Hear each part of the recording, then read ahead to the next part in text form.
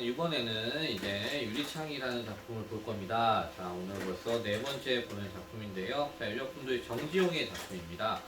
자, 이 작품은 예전에는 지금 현재, 음, 제가 잘 기억이 안 나는데 중학교 책이었는지 고등학교 책이었는지 기억이 안 나요. 우선은 어쨌든 중학교 책이었던 것 같습니다. 중학교 3학년 교재의 국정교과서일 때 전국이 모두 똑같은 교재로 사용했던 때가 있었어요. 그러니까 그런 때에 들었었던 그런 작품입니다만 그 이후에 이제는 전체 이제는 출판사 용어로 바뀌면서 그러면서 지금 현재 이 글 자체가 이제는 출판사 쪽에서 굉장히 많이 고등학교 책에 쓰였어요. 그러면서 모의고사에도 출제가 됐었고 하는 그런 작품이고요. 현재 이쪽 위에 보시면 국어책과 문학책에도 담겨 있다라고 얘기가 나와져 있죠. 자, 그 정도로 굉장히 좀 이렇게 여러분이 봐줘야 되는 작품 중에 하나다라고 생각됩니다. 이 작품은 진짜 정지용이라고 하는 시인 자체가 자식을 잃고 그리고 그 잃은 자식에 대한 안타까움, 아픔으로 인해서 그래서 썼던 이러한 작품이다라고 생각을 좀 해주시면 될 것 같아요. 자, 그래서 그 내용 속에도 보게 되면은 그러한 자식에 대한 아픔, 그래서 그 자식을 비유적으로 표현했고 자신의 절절한 마음을 어떻게 표현했는지 이런 것들에 좀 초점을 두고 여러분이 감상을 하시면 좋을 것 같습니다. 내용을 한번 좀 보신다면은요. 유리에 차고 슬픈 것이 어른거린다. 19시부터 입김을 흐리우니 길들은 양 언 날개를 파다거린다. 지우고 보고 지우고 보아도 새카만 밤이 밀려나가고 밀려와 부딪히고 물먹은 별이 반짝 보석처럼 베낀다. 밤에 홀로 유리를 닦는 것은 외로운 황홀한 심사위원이 고운 폐혈관이 찢은 채로 너는 산새처럼 날아갔구나 라는 표현을 썼습니다. 자, 이 작품은 처음부터 해설을 들어가면 좀 어렵지만 마지막까지 다 읽은 다음에 해설을 들어가게 되면 무엇을 뜻하는 것이고 어떻게 비유가 됐는지 좀 얘기해 볼 수 있을 것 같아요. 마지막 부분에 이런 얘기 했어요. 너는 산새처럼 날아갔구나 라는 표현을 썼거든요. 시적하다가 너를 썼습니다. 너는 역시 그분 아이를 갖다 뜻하는 표현이고 이 아이가 무엇처럼 산새처럼 날아갔구나라는 표현을 썼어요. 그렇다면 여기서 시적하다는 어린 아이를 갖다가 산새에다가 비유를 시키고 있구나라는 걸 엿볼 수 있는 거죠. 그죠? 자, 제가 왜 여기에 초점을 두고 말씀드리냐면 처음에 이렇습니다. 유리에 차고 슬픈 것이 어린거린다는 표현을 썼어요. 자, 시작하다가 이제는 뭐였어요? 자식을 갖다가 이렇게 보내고 그리고 그 슬픔에 유리창이 기대어 있어요. 기대어 있는데 기대서 거기에 입김을 들이웁니다. 입김을 들이우게 되면 어때요? 처음엔 입김을 갖다 이렇게 숨을 내뱉었을 때 거기 바로 이 입김이 크게 번져요. 하지만 내가 숨을 들이마시면 입김이 들어가겠죠? 다시 줄어들겠죠? 그리고 퍼졌다 줄었다 퍼졌다 줄었다 하는 그 모습이 뭐와 같다는 바로 이 산새가 밖에 와서 날개를 퍼덕이는 것과 같다는 그 영상을 보여준 거예요. 이 자체가. 그래서 유리에 차고 슬픈 것이 어른을 버린다. 네, 뭐가 차고 슬픈 것이 어른거린다 표현했어요. 여기에서 바로 이 차고 슬픈 것 이것도 바로 무엇이 됩니까? 역시 죽은 아이를 갖다 뜻하는 이러한 표현이다 라고 보시면 될 것 같아요. 네, 차라는 표현을 통해서 보면은 어쨌든 여기서 어때요? 바로 촉각의 이러한 이미지를 바탕으로 이야기했다는 시면 이것도 볼 수 있고요. 처음에 유리에 차고 슬픈 것 바로 이 유리라고 하는 것의 의미를 좀 더 본다면 유리의 안쪽, 다시 말하면 내가 있는 공간, 이 공간은 어떻습니까? 내가 있는 공간은 어쨌든 살아있는 내가 있어요. 그렇기 때문에 여기선 살아있는 삶이 있는 이러한 공간이에요. 하지만 바로 밖에 누가? 아이가 산새처럼 와서 있는 거예요. 그죠? 그 아이가 차고 슬픈 게 여기에 어른거리고 있는 거예요. 그렇다면 이 바깥의 공간은 죽은 아이가 있는 그렇기 때문에 이곳은 어떻게 바로 죽음의 이러한 공간이다 라고 보면 될 것 같아요. 그러면 삶과 죽음을 나누는 것이 유리가 되겠죠. 그러니까 첫 번째에는 단절의 의미를 지녔다 라고 보는 거예요. 하지만 단절의 의미이기도 하지만 이 속에 뭐가 있어요? 내가 이 아이를 보게 되잖아요. 그럼 뭐가 됩니까? 이 자체는 만나 혹은 아니면 연결에 이러한 의미를 지니는 게 유리다라고 볼 수 있다는 거죠. 그죠? 그렇기 때문에 이 유리의 의미 굉장히 중요합니다. 단절과 만남의 이러한 의미를 지녔다는 측면. 자, 그래서 이러한 단절과 만남으로 인해서 이걸 만났어요. 자, 그리고 나서 계속 볼까요? 여럿이 붙어서 입김을 흐리우니 길들은 양 언 날개를 파닥거린다. 누가? 어린 아이가. 네, 그래서 바로 여기 언 날개.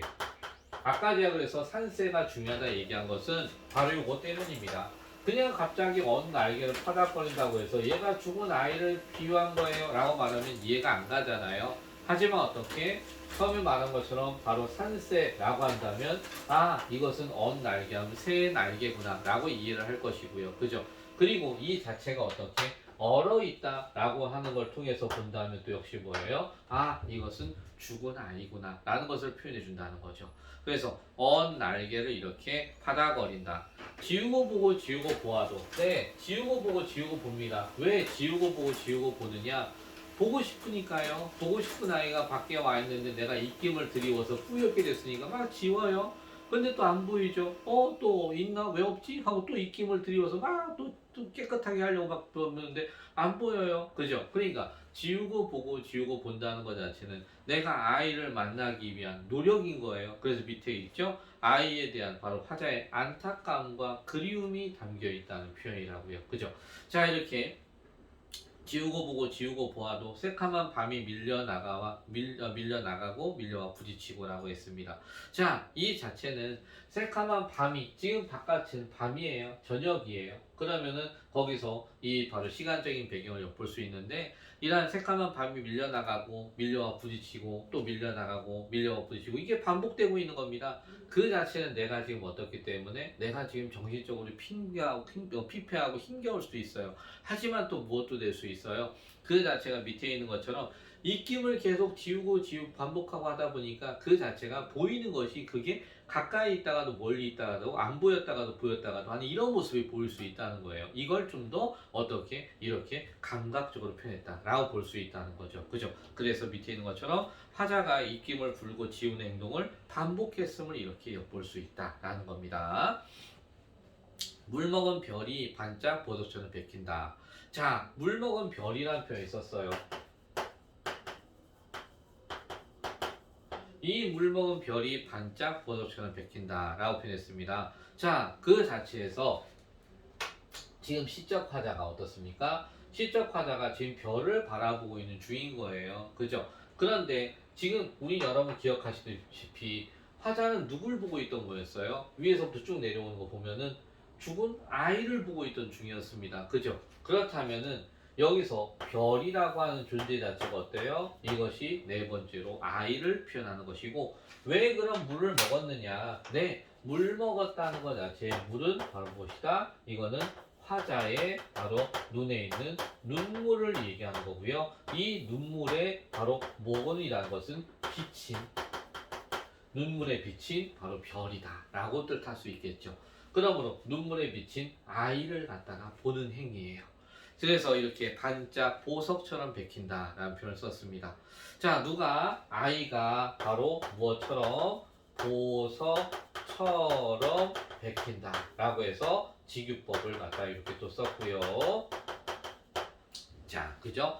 그런데 여러분 그거 아십니까? 정지용 시인은 굉장히 감각적이고요. 그 다음에 어떠한 기호 하나마저도 자신의 시에서 아주 중요하게 여기고 있다는 거. 그래서 거기 보시면은 물 먹은 별이 하고 바로 이렇게 반점이 찍혀 있죠. 그리고 반짝하고 그 뒤에도 반점이 이렇게 찍혀 있어요. 이 반점이 뭐냐? 이게 바로 정지용 시인의 지금 눈물이에요. 바로 이게 눈이고요. 밑으로 내려온 게 이게 눈물. 그래서 지금 본인이 눈물을 흘리고 있다는 걸 보여주고 있죠. 자, 정지용 시인의 시를 보시면은 이렇게 하나의 기호마저도 시에 모두 포함된 것들이다. 모두 계산된 이런 행위거든요. 잘 한번 찾아보는 것도 재미있는 행위입니다. 자, 그러면서 이렇게 보석처럼 베낀다. 밤에 홀로 유리를 닦는 것은 외로운 황홀한 심사위원이 밤에 홀로 유리 닦아요. 아까 유리 왜 닦아요? 보고 싶어서요. 계속 보고 싶어서요. 그래서 입김을 들이우고 막 지우고 보고 지우고 보는 행위였어요. 그래서 이렇게 닦는 것은 외로운 황홀한 심사다. 자, 외로운. 왜요? 혼자잖아요. 아이가 없으니까. 하지만 어떻게? 황홀한. 왜요? 지금 아이가 와 있잖아요. 그죠? 그러니까 외롭다라는 것은 하강적 이미지고 황홀하는 것은 상승의 이미지. 이렇게 두 가지 의미가 있는데 서로 안 어울려요. 뭐라고요? 이런 것들은 모순된 형용이다. 모순된 형용. 그렇지만 의미가 있죠? 자, 그러니까 이건 뭐라고? 네, 역설법이다. 라고 이렇게 얘기할 수 있는 거죠. 이렇게 외로운 황홀한 심사위원이 고운 폐혈과에 찌든 채로 네, 이 아이가 뭐가 찌졌대요? 폐혈과에 찌졌대요. 그러면 아이는 폐병으로 죽었다는 걸 확인할 수 있네요. 이렇게 폐혈과에 찌든 채로 너는 산새처럼 날아갔구나. 라는 표현을 썼어요. 네, 너는 산새처럼 날아갔구나 하면서 느낌표로 끝났죠? 네, 요거 자체는 영탄법이 들어있다 라고 이렇게 보시면 될 것 같고요.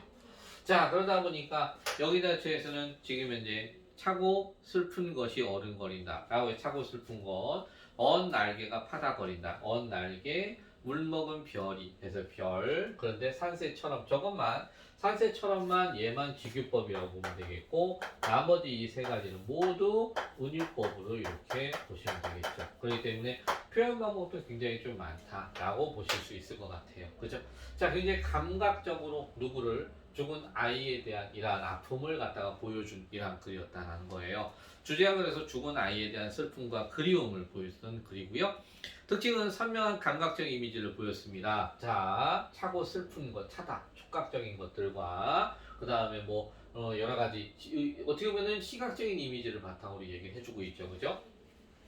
그다음 감정을 절제했다는 측면, 막 끌어오르는 걸 분출하고 막 표현한 것이 아니라 막 억지로 누르고 있어요, 그죠? 요 자체는. 그리고 역설적 표현을 통해서 보였다는 측면, 네, 그렇습니다. 무연시였고요. 자, 그리고 또 하나 이제 작품 한번 또 자세히 읽기를 볼까요?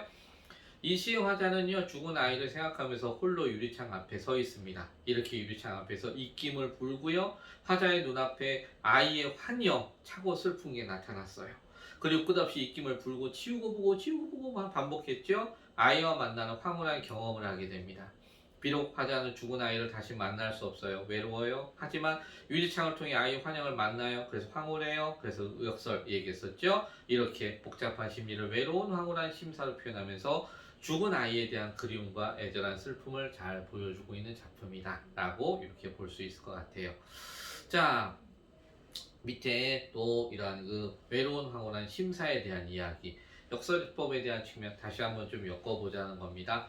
자, 보시면은 이 시의 화자는 너와 나의 이러한 거리감과 이승과 저승으로 떨어져 이렇게 만날 수가 없습니다. 그렇지만 유리창 너머에 이러한 별이 가슴으로 이렇게 다가와 보석처럼 막히는 황홀한 한순간처럼 황홀한 이치를 염원하고요. 그러한 순간은 영원할 수 없기에 외로운 것이며 순간적이지만 일치감을 맛볼 수 있다는, 그래서 황홀한 것이라는 겁니다. 이러한 외로운 황홀한 심사는 매력적인 이러한 모순 어법은 이러한 사정에 기인한 것이다 라고 얘기를 해주고 있네요. 네, 우리 이러한 작품 정주영의 유리창 말고 김현승의 눈물이라는 작품도 있죠. 그죠? 김현승의 눈물이라는 작품도 있고 또 뭐 보게 되면은 우리 그 뭐 은수저라고 하는 이러한 그 작품도 있었고요. 그죠? 자, 그러한 작품들이 보면은 자식의 죽음에 대한 안타까움을 얘기했었던 그러한 작품들이었었고, 자, 그러면서 우리 뭐 또 누이의 죽음을 얘기했었던 이러한 뭐 작품들도 있었고 제막매가들도 있었고요. 그 뭐 김소월의 초혼이라고 하는 작품 같은 경우는 떠난 임에 대한 안타까움, 그죠? 이러한 것 역시 또 죽은 임에 대한 안타까움을 얘기했었던 거였고, 그러니까 이러한 작품들도 한번 좀 생각을 해두세요. 그러니까 이 작품하고 연계해서 볼 수 있는 작품들이기 때문에 그렇게 한 번 더 생각해 볼 수 있을 것 같다는 겁니다. 이미 앞에서 다들 한 번씩 봤었던 작품이기 때문에 말씀드립니다. 243페이지 쪽에서 보시면은 거기에서 이제는 그 원리 두 번째 보시면 시의 화자는 여기 죽은 아이를 그리워하면서 밤에 유리창을 닫고 있다는 측면이죠. 그다음 입김을 불면서 만나게 되는 아이의 환영을 또한 역시 차고 슬픈 것이라고 표현을 해줬습니다. 자, 밑에 물먹은 벼룩과 산새가 나와요. 둘 다 보면은 시각적 이미지를 통해서 효과적으로 표현하는 것이다 라고 하는 건데요. 둘 다 아이를 표현하는 것들입니다. 밑에 발상 표현에서는 유리의 입김을 불어서 나타내는 모습을 마치 이러한 그 산새가 날개짓하는 모습이고요. 그 다음에 외로운 황홀한 심사 같은 역설법을 통해서 화자의 심리를 보여냈다는 거. 밑에 시적인 시상 전기에 있어서 차고 슬픈 것, 그 다음에 거기에 또 보면은 뭐 물먹은 별, 그 다음 언 날개, 파닥거리는 산새, 이렇게 죽은 아이를 표현했다라고 하는 것들, 그죠? 이렇게 네 가지를 통해서 아이를 표현한 거, 이거 꼭 좀 기억해 두겠습니다. 밑에 이제 그래서 마지막으로 소통 구조 보면은 일시의 화자는 유리를 통해서 유리창을 통해서 입김을 불면서 죽은 아이의 모습을 환영으로 만나고 있는데 죽은 아이는 다시 이 세상에 돌아올 수 없으나 화자는 깊은 밤 홀로 유리 닦으면서 돌아올 수 없는 아이와의 만남을 시도하고 있다는 측면. 그래서 죽어서는 별이 되었을 아이가 유리창에서 작은 날개를 파닥거리고 있는 산새처럼 느껴질 때 화자는 외롭지만 황홀한 심사에 빠져들 수밖에 없을 것이다 라고 이렇게 이야기를 하고 있습니다. 되셨나요? 그렇게 정리를 좀 한번 해둘게요. 자, 이 작품은 아까도 말씀드린 것처럼 아무것도 아닌 유리라고 하는 유리창이라는 이러한 그 작품 내용 소재를 바탕으로 해서 이제는 만남과 단절 두 가지의 의미를 다 지닌 그 유리창의 의미를 다시 한번 생각을 해주시고 그 유리창을 통해서 죽은 아이 바로 크게 네 가지를 얘기했었습니다. 차고 슬픈 것, 언날개, 그 다음에 거기 물먹은 별, 그 다음에 산새 총 네 가지를 얘기했었고요. 이를 감각적으로 표현한 이러한 작품이었다라는 거 꼭 잊지 말고 기억해 주시고요. 자, 243페이지 역시 네 문제 요거 풀어주시고 정리되시는 대로 저에게 또 이야기해 주시기 바랍니다. 네.